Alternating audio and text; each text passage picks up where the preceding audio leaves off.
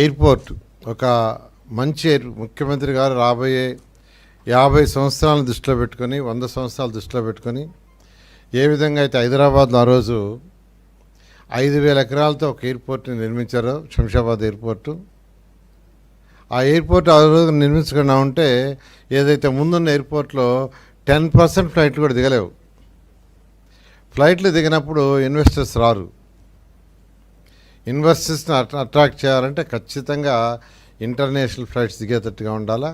అందుకని ముఖ్యమంత్రి గారు దూరదృష్టితో ఆ రోజు హైదరాబాద్లో శంషాబాద్ని హైదరాబాద్ నిర్మించారు. ఆ రోజు ఎంతోమంది అన్నారు ఎయిర్పోర్ట్కి 5,000 ఎకరాలు ఎందుకు, ఉండే ఎయిర్పోర్ట్ చాలదని. నిజంగా అది కానీ నిర్మించకుండా ఉంటే పెద్ద పెద్ద ఇన్వెస్టర్స్ చెన్నైలో దిగి కారులో రావటం, లేదంటే బెంగళూరులో దిగి రావటం చేయరు. వాళ్ళకి ప్రతి గంట ప్రతి సెకండ్ వాల్యూ. అదేవిధంగా అదే దృష్టిలో పెట్టుకుని ముఖ్యమంత్రి గారు ఫ్యూచర్లో మనకున్న ఎయిర్పోర్ట్ సరిపోదు, ఇక్కడికి ఇన్వెస్టర్స్ రావాలంటే ఖచ్చితంగా 5,000 ఎకరాలతో ఒక మంచి ఎయిర్పోర్ట్ నిర్మించాలని ఆదేశించారు.